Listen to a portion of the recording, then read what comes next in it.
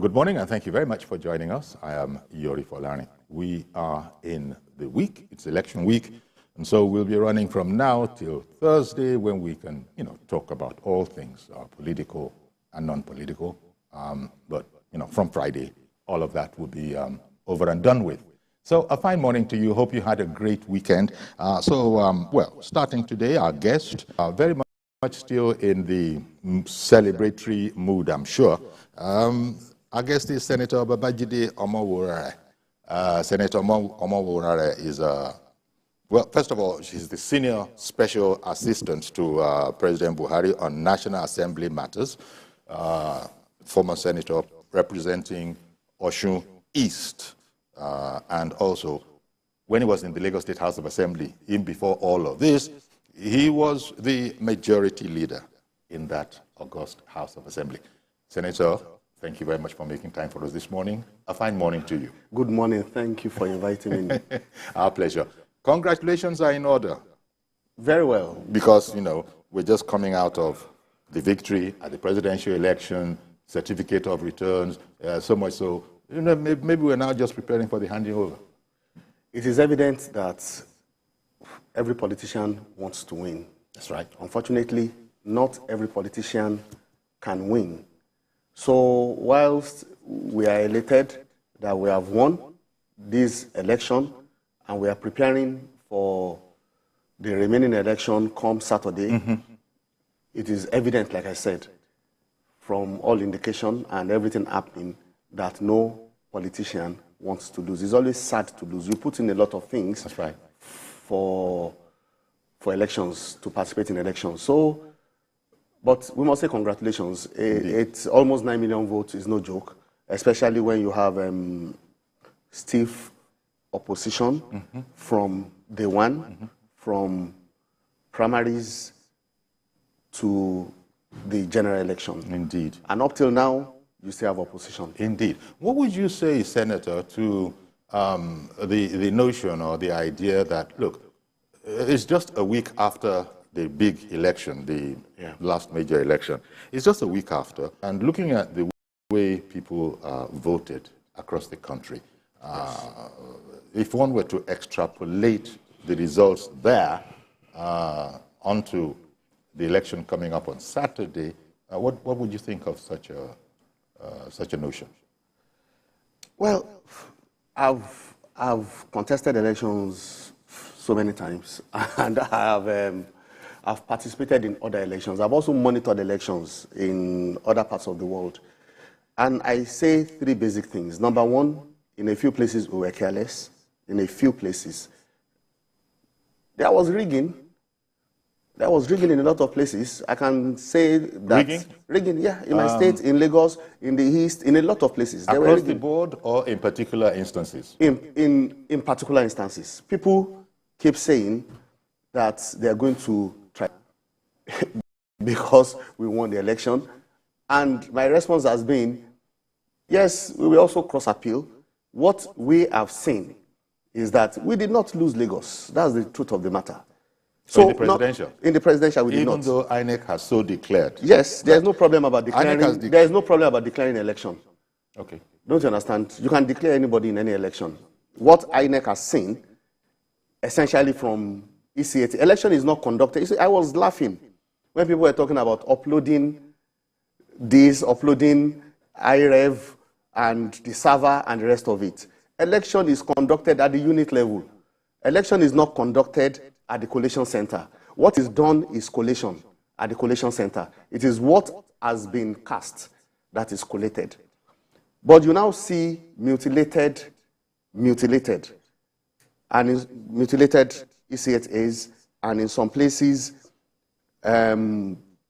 yes, in some places maybe you have voter apathy, but in some places, they actually asked voters not to vote. There was voting suppression in some places. So we have evidence. We don't have any problem with that. We don't have any problem. So like I said, number one, we were careless in some places. Number two, yes, even in places we lost, we've had the message. When you say careless in certain places, are you saying that... we have means of ensuring that people don't rig. We are not doing this for the first time. We have means of But you say you were ensuring careless in certain places. by letting people rig in those places. Okay. Letting people rig in those places. Okay. You Because see, I was going to ask if what you're saying is that you know for instance in Lagos, if Yes. people got a bit complacent and took things for granted, whereas there are other people who looking at this as a matter of life or death. which is still part of what I'm saying, which is part of being careless. Probably it's being complacent, but if you are going for election that is done once in 4 years, is serious business. It is. It's not a day for people to play football. Do you think Lagos has learned its lesson then? I think so. I think so. First and foremost, like I said, I doubt if that will happen again. That is one. Secondly, I seriously think there is need for us to go back to the drawing board, not only in Lagos, in Osun State, in a few other states like that, in the K-states, in Kebbi, Kaduna, Kano, Katsina, the 4 K-states. Yes. We need to go back to the drawing board. Okay. But most importantly, I even think the result of this election gave validity to this election. If we can, subject to what the tribunal will say, or further contestations that will come up on the election, let us even assume, without conceding, that we lost Lagos. Let us assume. We did not lose Lagos. How can we win the 3 senators? And so far, we've won 21 out of the 24 House of Representative members. And we know that we will win the 22nd. So how can we now lose the presidency? So, but it still gives validity. So how can you be claiming that there was rigging where you lost and that there was no rigging where you won? You are complaining about the method of the election. You are complaining about the outcome of the election, yet you are not complaining about places you, in quote, won. That's not possible. You are choosing, It's like picking and choosing. like cherry picking bites to go into. It is what it is. It's just round the corner. Here we are on a Monday. The elections on a Saturday. The important thing is to, as you have been saying, as your party members have been saying, all parties have been saying, come out and vote, because it was felt that there was a tinge of voter apathy. It was felt. Again, those who study these things properly will be able to comment on that. That there seemed to be a tinge of voter apathy. But I have heard a lot of campaigns for people to come out and, you know, do the needful, exercise their, you know, civic right and that kind of a thing. So no doubt it's because of things like that that you said. Voter apathy is apparent if you have 7 million registered voters and we have just 1.1 something, almost 1.2 million voters. And like I keep saying, even the last election, we had just about the same figure, maybe 1.2, 1.3. So you cannot have 7 million voters, registered voters. Exactly. And you have 1 point something people coming out to vote. So where are they? In some places, in Australia, is a fundamental human right to vote. It's almost taken for granted that everybody will vote. So why wouldn't people vote? So I've been just like I have this opportunity, and I'm saying this once again. Coming Saturday is not. You have every time to play soccer. You can play soccer on the streets. You can play. There are so many places you can play soccer.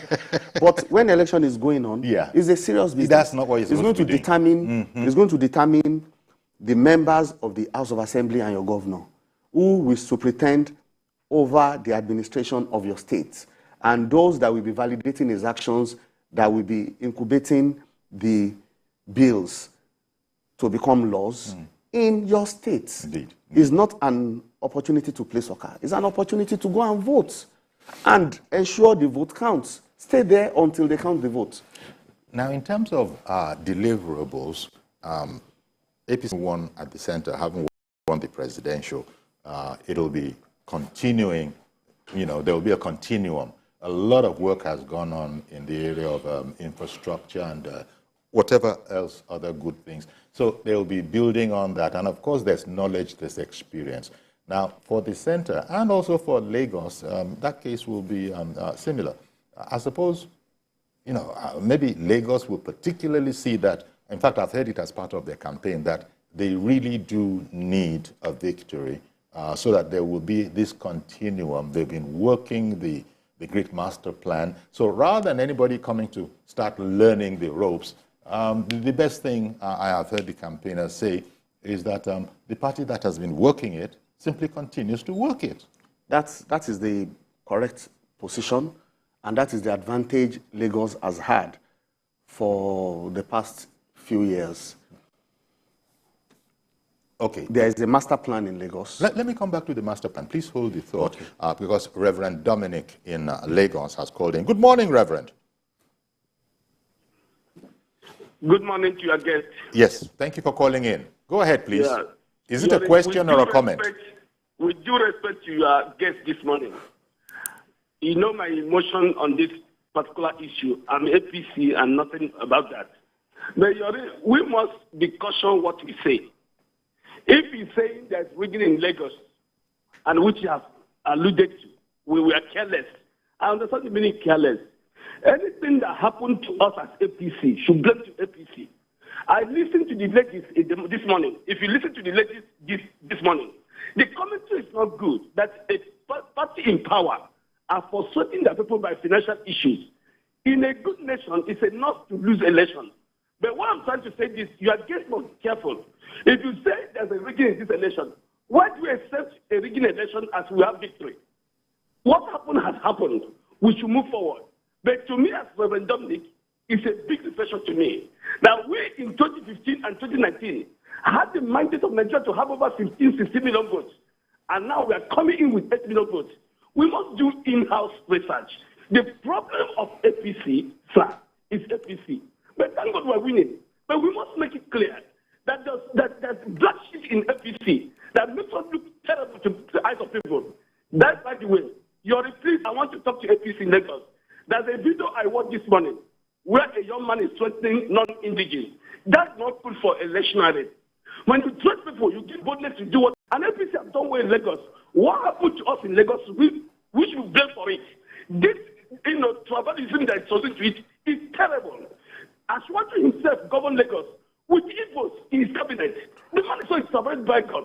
When people introduce tribalism to it, they're demarcating us in Lagos here.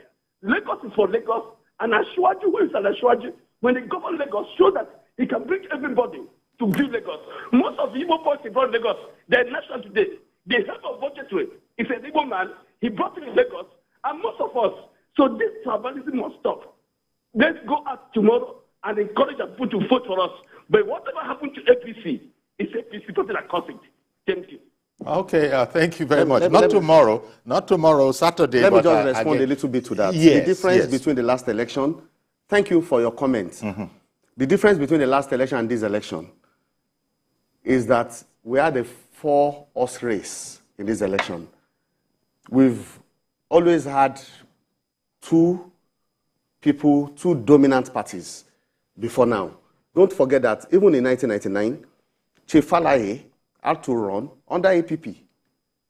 Chief Falaye had to run under APP so that Shinkafi will be the running mate. And we ran against President Obasanjo. This time around, it will be difficult for us to have more than 8.7 million votes. It will be difficult because Atiku was taking a vote from Northeast. Peter Obi's votes were traditional PDP Southeast votes. It does not take nuclear science or rocket science to know this. So that is that. I've not said, I said, look, I'm just asking. Besides, Labour Party isn't the only opposition in Lagos. For example, that we were speaking about. The ruling party still has PDP to contend with. Of course, the ruling party will know how he talks about these people. And whether we like it or not, NMPP still took our votes in Kano. Indeed. Kano was our backyard when it comes to electioneering. So I just want to note that for the reverend gentleman that called. I appreciate his call, but I'm saying that comparing what happened in the last election when we had a lot more votes than now, the reason is that this is a very different election, and we needed a different method. And sorry to interrupt you, because I also wanted you to talk about the tribalism that he brought up. He brought up the whole issue of tribalism. But hold that, you come back and speak about it, because Mr. George has been waiting. I have too many things I want to talk about. Please, put that down too. Good morning, Mr. George. Uncle Yori, I heard, can you hear me? Yes, we can hear you. Uncle Yori, I heard the point Reverend Dominic made, but I want to ask him one question. APC as a party, did it perform abysmally in Lagos to deserve that type of voting? The answer is no. Maybe Reverend Dominic does not know what I'm about to say now. When elections are coming, usually our Igbo brothers normally go home to go and vote. Did you see that happen this time? It did not happen. And facts that has emerged show that it was deliberate. INEC records, these are things that can be verified. INEC records shows that months before this election, very many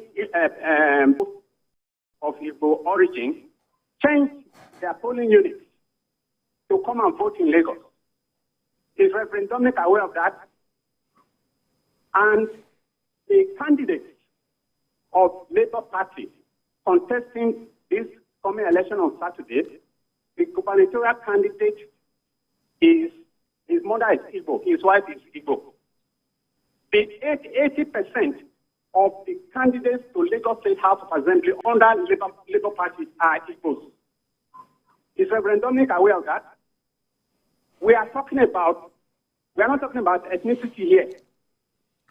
This is a party that wants to rule Nigeria. And you are using what they call fortification of truth and misleading people, using religious fortifications to win elections. Okay, Mr. George. People know what went wrong. I want to thank you for putting in and giving this particular aspect to it as well. But I don't want it to become, I understand, a labor thing. But these are the facts as is stated by Mr. George. It might not. It might not be pleasant to many ears, but these are the koro facts. We want to avoid all this matter about ethnicity and tribalism. And although this is the only election I've faced that has so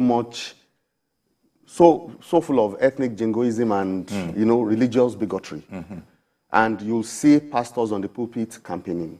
I'm Christian, I'm Catholic, and it was so sad. But I said, look, let's put that aside. For Christ's sake, let's put that aside. Let's talk about performance. Did the governor of Lagos State, yes, APC in Lagos State, has performed very... Let me explain something to you. Well, that's the return he asked. Did they perform so woefully as to have deserved those returns that INEC has cited correctly? No. Look. So what's going on? And I don't want to talk about people moving their voters' cards to Lagos to come and vote. I don't want to talk about. I want to talk about Asiwaju and talk about Jide Sanwo-Olu. That's what I want to talk about, and how they have done so well that they deserve to win. What I said the other time, that the Reverend gentleman mentioned, was just to talk about going forward. If they go to court, you don't scare people like us with going to court. You don't scare Asiwaju with going to court. If you go to court to tribunal, we will cross petition, and we will now show that we did not rig, that you rigged, and we will mention places. Yeah, whereas, to be fair, but we won't go to court. I think I've heard Obi say that he was rigged, and he is able and is going to prove it. If Obi had campaigned not based on ethnic and religion, he would have done a lot better. It's a lesson in politics. Just like another lesson I've learned in this politics about Asiwaju, which, let me just say this quickly. Asiwaju's victory is what one should take to a class, a leadership class. That even when you have odors crossing your path, or place it on a football pitch, people tackle you.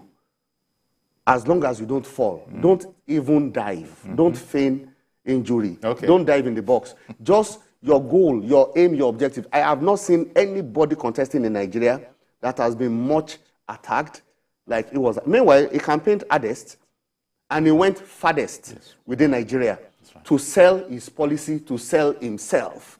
And you're a man that has been building bridges since, to the best of my knowledge, 1991. That's right.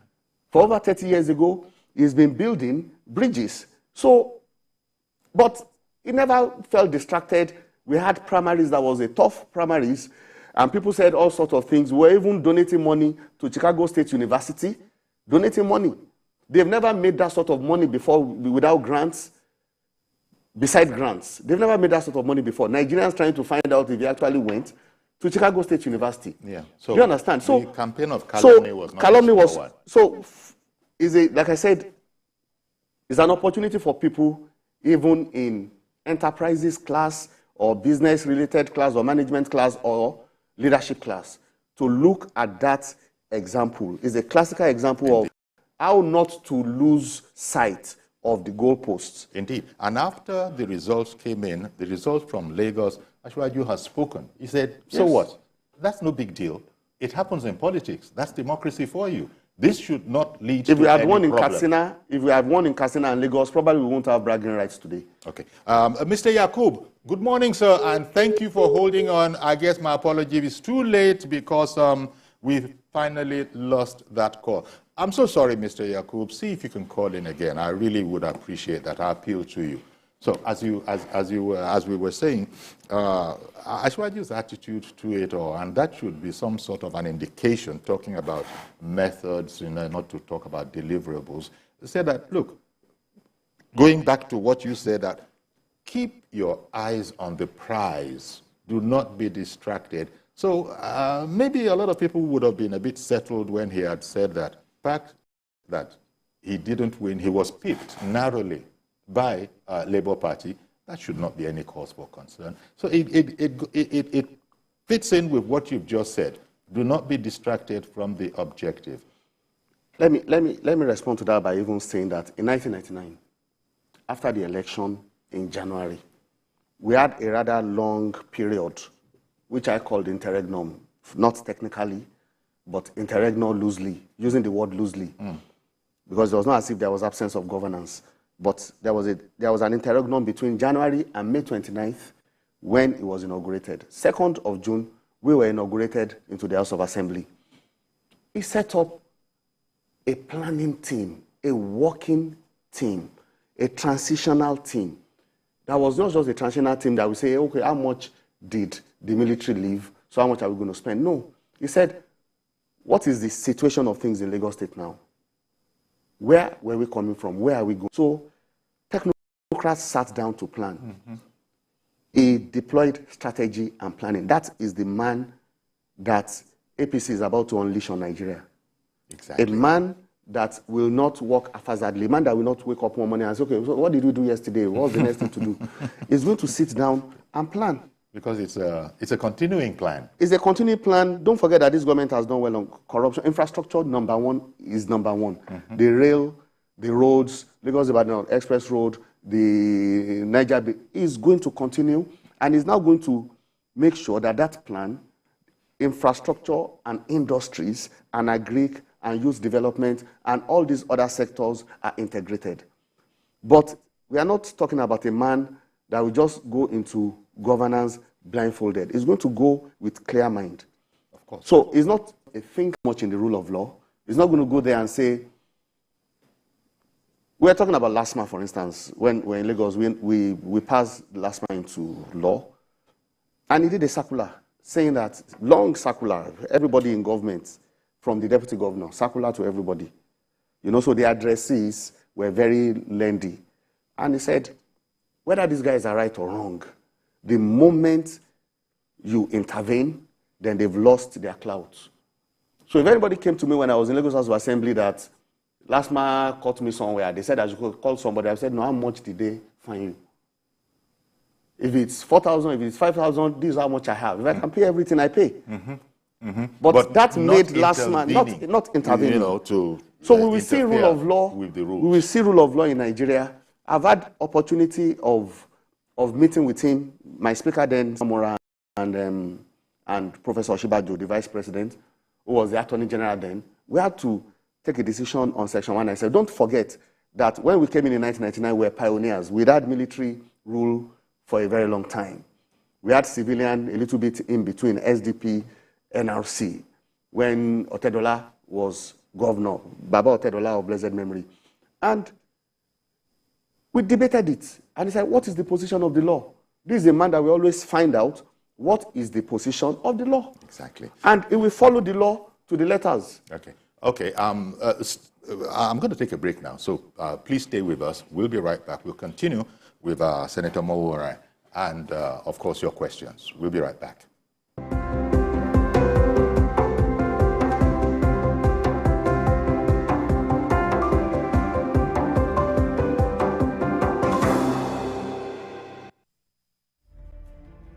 Politics is defined as getting what, where, when, and how. But in the mix, many things come to play to shape the political fortune of any country. Honorable Minister, that's how you misinform the public. From the political actors to the electorate, campaign to voting, from debates to policy decisions, big events happen to engage us in constant conversation. That's what we're looking for. Not some people who are talking about ethnicity. No. Who is on your mind? Don't worry. Join me every day on Politics Tonight, where we dissect issues that shape our political destiny. Politics Tonight, weekdays on TVC News.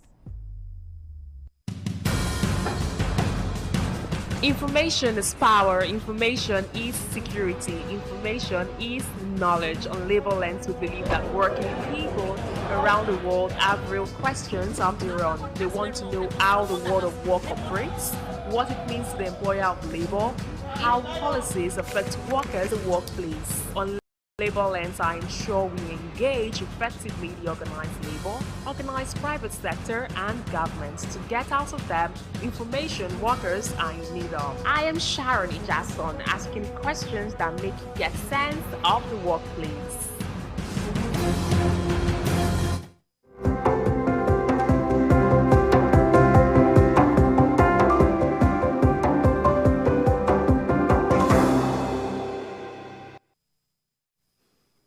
Welcome back.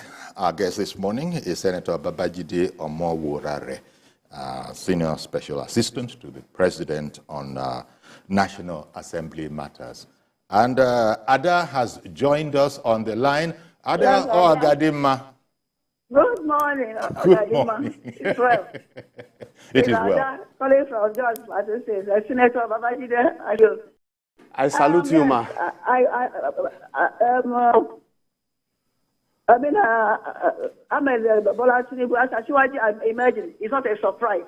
And I've always said the time to that number that I know he can deliver. That's one is not in doubt. It's not a disputable whatever. But what I don't like is this idea of, even if they have been doing well, why is it called election? If there's no need for election, then let's just tell them to win, Because I can't understand it. From the conversation going on, from even what your guest said, Senator Babajide has said, and then what some of the callers said, what am I trying to say here? All the contestants in that election, their allegations, whether their mother is Igbo or whether their mother is from Okomata, doesn't matter. All I want to say is that let INEC, conduct an election that meets, if it cannot meet international standards, let it meet a national standard that is in line with our own electoral act, That is the important thing. It doesn't matter who emerges at the end, provided it's fair and fair. What I've been watching on television, I'm just telling Babajide and Mr. Yori, if you have a way of reaching out to them, it is scary. Lagos is scary. Port Harcourt is scary. Kano is scary. The kind of utterances coming out from this particular state. The police, the establishment should be up and doing those.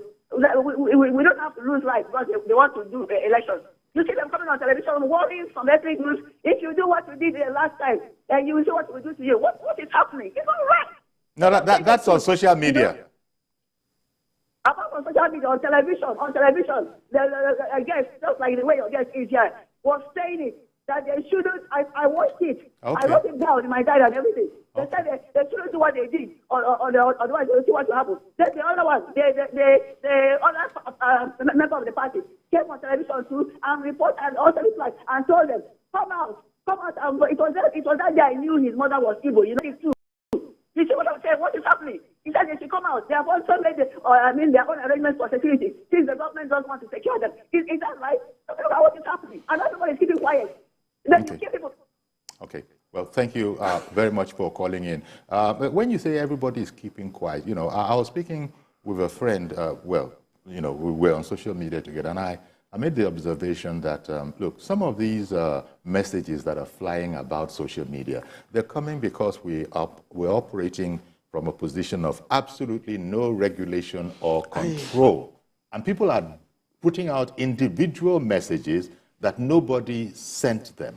It's unfortunate, but I was observing that the security services must be seeing these things, and they will know the right thing to do to sort of put everybody into the right perspective. It's unfortunate, whether by faith or by race or by ethnic, so it shouldn't make any difference. Or by marriage, you know. I have nieces and nephews that are Igbos. There is no. That's the way it's supposed to be. You're supposed to be married across Nigeria. But so that's why I've avoided it. I've decided to just concentrate on speaking about the facts and the figures as it's out there. The National Assembly has tried like 2-3 times to put in place mechanism, an act to regulate social media, and the National Assembly has always been faced with obstacles. People thinking the government wants to emasculate the system. But from what we are seeing, what people should not say, people are now saying it. Hatred. And there's a lot of They're just too, you just open a WhatsApp group, and that's the only thing you see. Yeah. Yeah. And they just keep spreading and forwarding it. And the two of them seem to be going at each other. You know. Fidel in Owerri. Good morning, sir. Thank you very much, Chief Fidel Onyeneke. And I want to appreciate what you are discussing. To quickly say that Nigerians need to learn lessons from this last Sunday's election, both positive and negative lessons. And the media, yes, conventional media may have done their best, but everything was worsened by the social media. They kept peddling false information, fake information, enough to incite violence, incite problem, and so on in this country. So that is the problem. People should know that desperation should be out of the whole thing. A situation where you are in a contest, there must be a loser, there must be a winner. All that we need to do is to guide our utterances so that we wasn't already an existing bad situation. The truth is that now that there are litigations, people have gone to court and so on, nobody should stop them. Allow the court to carry out its processes, while at the same time, let the positive things be that there must be a government. And whatever advice we have to provide to make things work well, this is the time to do it, while the legal tussles and issues continue. Thank you, and God bless you. I'm Fidel Onyeneke. Thank you very much, Chief Fidel, for calling in. There is a sense in which we need to all calm down because what is happening, social media, you know, when Lai Mohammed, the Minister of Information, when he tried to come into the whole matter about regulation of the social media, you know, there was an outcry. Yes. And, you know, at the end, they had to say, well, subject to, you know, certain conditionalities, you know, it's back open again. But look, the problem with social media, if really that is the word, if it is a problem, is that it's free for anybody to do just what they want on. So an individual, own bigoted ideas, unfortunately, will be able to travel thousands into thousands of phones, and it might then seem as if that is some sort of a legitimate or even a general opinion, which mostly it is not. It's one guy, one individual, using the power of social media to spread these messages. It makes almost everyone a journalist, a photojournalist, a correspondent, yes, an editor, and a publisher at the same time. At the same time. And you know, and the thing is pushed out there, and it just becomes like a plague. It just goes everywhere, and so we have to do something about it, whether we like it or not. Indeed. Social media was not there when Lee Kuan Yew was in Singapore as the Prime Minister. Even as sitting Prime Minister, he made sure when it comes to libel issues, he will go to court and ensure he gets judgment. Do you understand?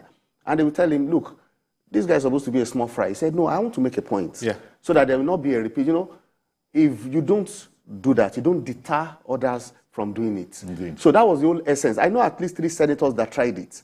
Each time they tried it, these were not government measures. These were not executive bills. I don't want to mention the names of the senators. The first one tried it, brought a bill, it was knocked down. They said, no, civil society said, you want to muzzle this, you want to do this. And it went back. You know, everybody will just shrink back. We go back into the shell. The second one, the third one. Here we are. People will just even show things that should not be shown. Dangerous utterances. You know, okay, Mazi Okoroafo in Arochukwu. Good morning, sir. Good morning, sir. Good morning, sir. Babajide. Thank you very much. Good morning, sir. Morning, my brother. You see, sometimes when I see this social media stuff, I start laughing. It just look like a propaganda of a civil war. You know, during that civil war time, there was a lot of after I'm building up later, and the rest. There were a lot of all these issues. Although that one was they use radio. When they carry also, people will start, hey. That was, but the important thing I want Nigerians to listen is this. Some people will come and say they are destroying their cars. Some people will come and say they are burning their cars. That has no meaning. Now, the lesson Nigeria has to learn is this. By 11th March, we had a problem. What is the problem? 11th March, you come out to see the present House of Assembly members, they now killed 4th year of government, which is local government autonomy. Now, it is now left for all Nigerians, who like our own, how to put to Ohofia, going to eat. The roads have not been repaired. So the roads have not been consulted. Since the Civil War up to today, look at the time the Civil War ended. So I will advise people that all those areas within your face, come out on the 11th, carry your voters card, go and vote the governor that will conduct what we call real local government election and bring in real chairmen and councillors of their state. So that you have the development. But if you sit down and start carrying social media, all this Facebook, all this entertainment business, look, I used to tell people that every time I talk, I make use of talking. When the talking story is going on, people thought it was a joke. Now, what is happening there now? I think people are there, they are tired of all this social media. So Nigerians should sit down. Indeed. Governor, go and vote the person that they are sure that will bring development. Don't listen to propaganda. If you listen to it is sure, what is annoying me is that 80% of this propaganda and the social media are being used by church youth and the people there. And the same youth and the people clamoring to lead Nigeria to the greener pasture. And the same youth, at least, I don't know what is wrong with Nigerian youth. Well, it's Honestly, really, if you call, indeed. Sorry for interrupting you, but yes, thank you very much. And as he said, what he was implying in there, even if he didn't say it expressly, and there are aspects in which he did, is that, look, just close your eyes to any parochial sentiment, vote for competency, somebody who will do that which is needed. He was saying vote for people who you know or can trust to conduct local council elections, for instance, because that's the, you know. that's one tier of governance that is dead, almost dead. And the president of Nigeria has done almost everything, including Executive Order 10, including, you know, the matter has gone to court, and a lot of instances like that, just to see that tier of governance is still there.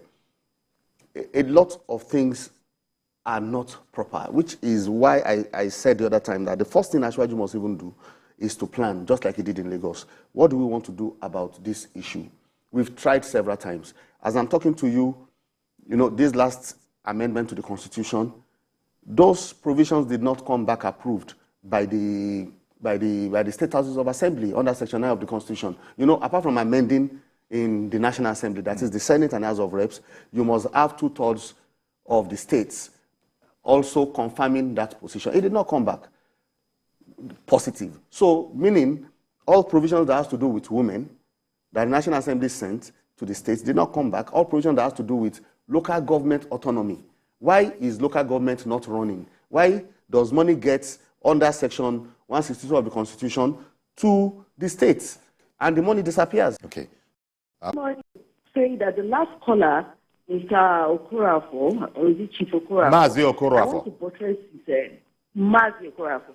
I want to buttress on his point, which he raised is a very, very important point. The thing is this. If you look at the youth on the media, the social media, all these fake news, and you'll be wondering, are these the people that are clamoring to rule the nation? Are these the category of people? These are the generation of people that we want to live in a nation of over how many billions or millions of people in their hands that have no control over their words. You don't sit down and start generating fake news, fake stories, castigating people.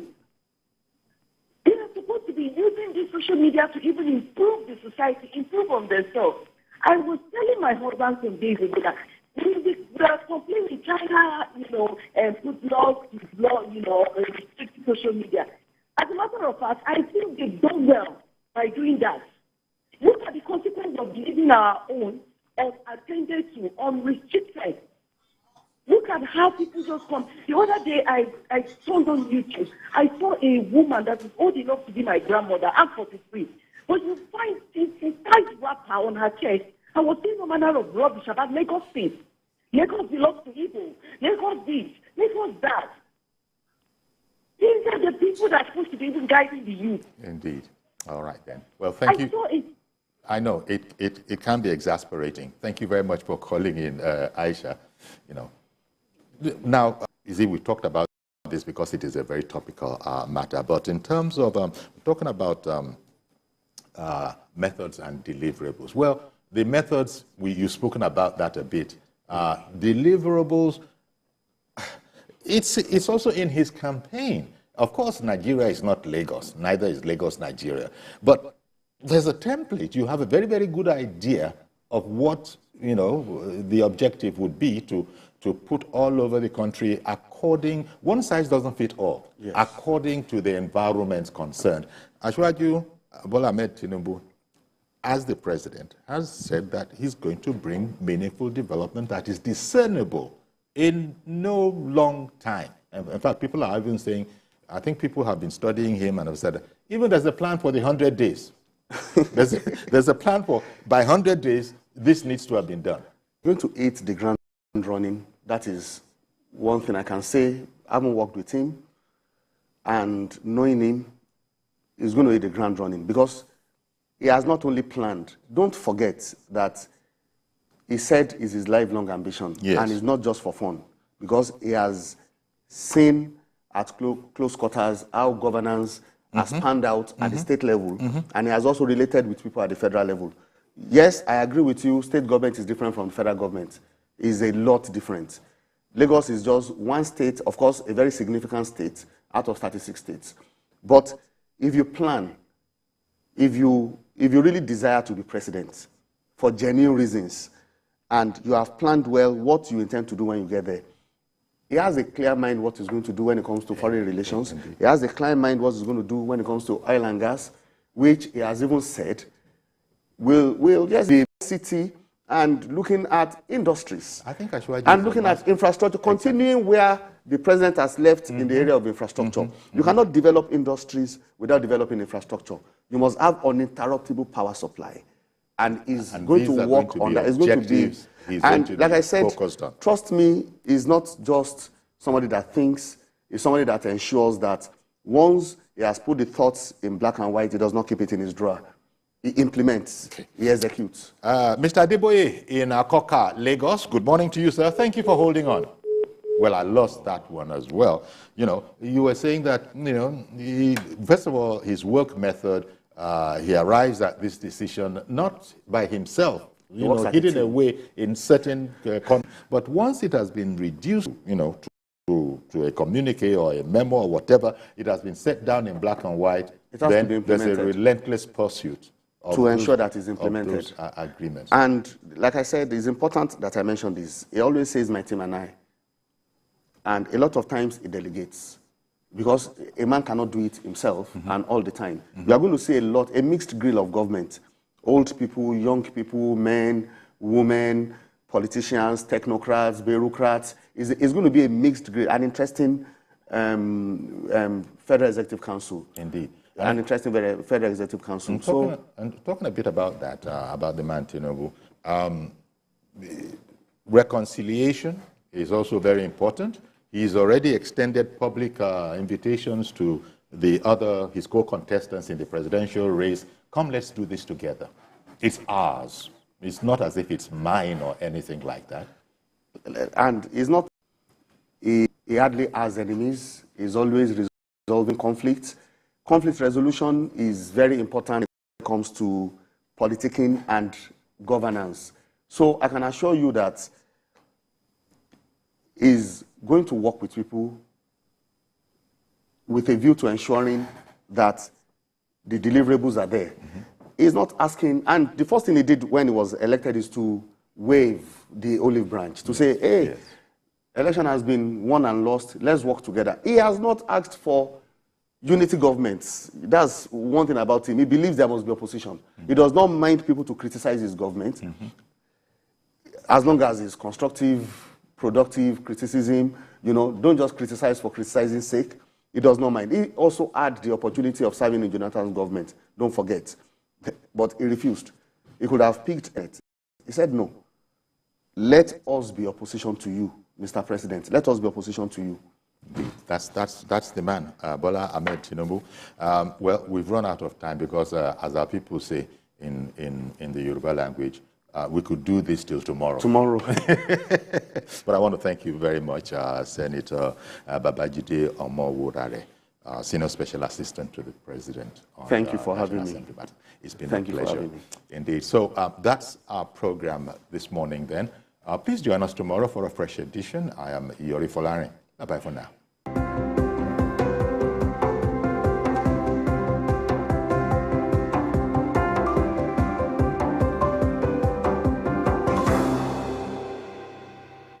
Miss a moment. Instant breaking news from all over the globe. Live streaming of your favorite programs delivered directly to you. Watch anytime from anywhere on your mobile smart device.